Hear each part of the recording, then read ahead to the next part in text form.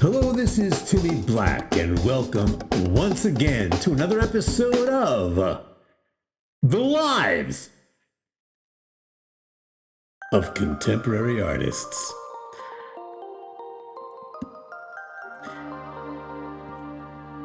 Is there really any incentive anymore to be original? I mean, hasn't generative artificial intelligence, hasn't that taken that last strip of bacon out of that BLT of yours? I mean, have we not entered a new golden age of the rehash? For example, have you seen these immersive exhibitions? You know these things, these immersive exhibitions, let me tell you about them. You see, I've been to a few of them, and they're very popular. They attract huge crowds, and I heard they're making a good deal of money. Now, if you've never been to one of these things, they're basically an orgy of sensory gourmandise, where they cheapen the work of a famous artist with technological cliches. That's the basic outline. You got all these people moving through a bunch of rooms with walls and floors and ceilings, all covered with digital projections of the artist's work. There's one of Van Gogh, there's a Frida Kahlo version, I think there's a Monet water lily one.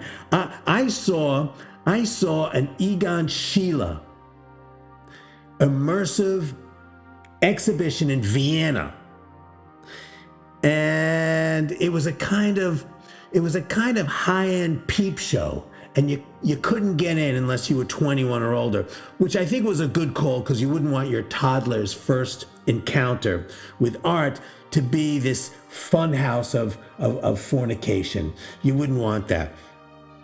You have all these sweaty drawings and sketches all projected in 360 degrees floor to ceiling, animated with a soundscape of heavy breathing and music from Serge Gainsbourg and from Fiddler on the Roof, ironically enough. But it worked. It worked.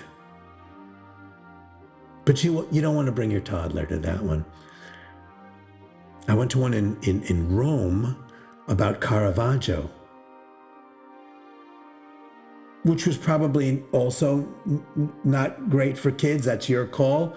The music for that one was Elton John, Queen, and the soundtrack from The Phantom of the Opera. And that oddly worked as well in a weird way.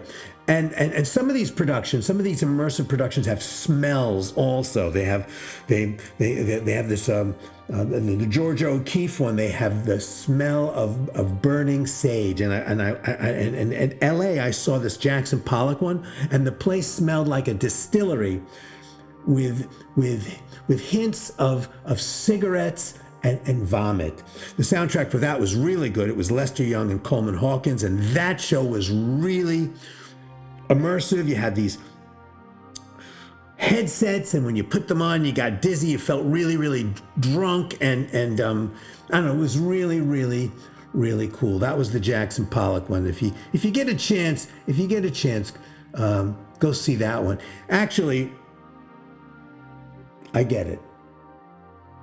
I totally get it, because look, people are dumber these days, and you have to meet the public where they are.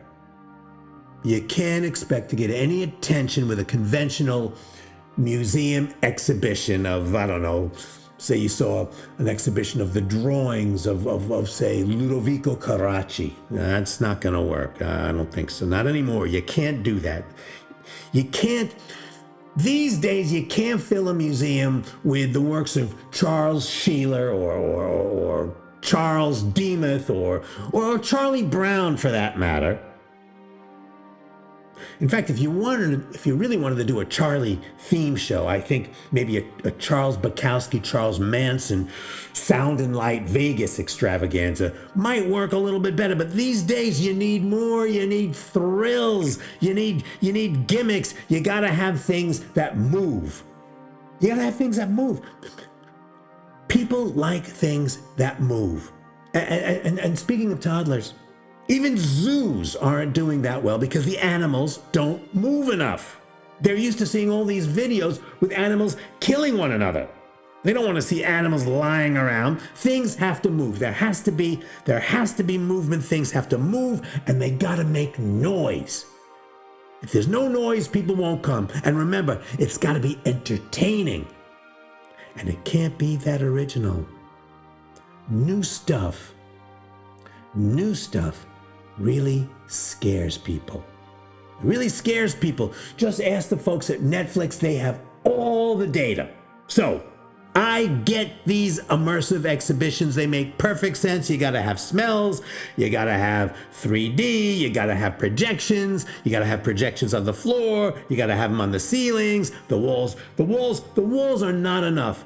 Stuff has to be everywhere. If you don't have stuff everywhere, the public feels like they were cheated.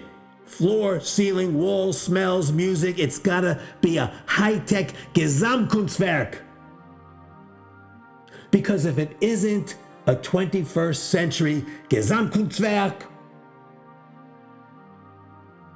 then people will just as soon stay home and make prop bets on golf tournaments. So colleagues and friends, we gotta get off our collective high horse.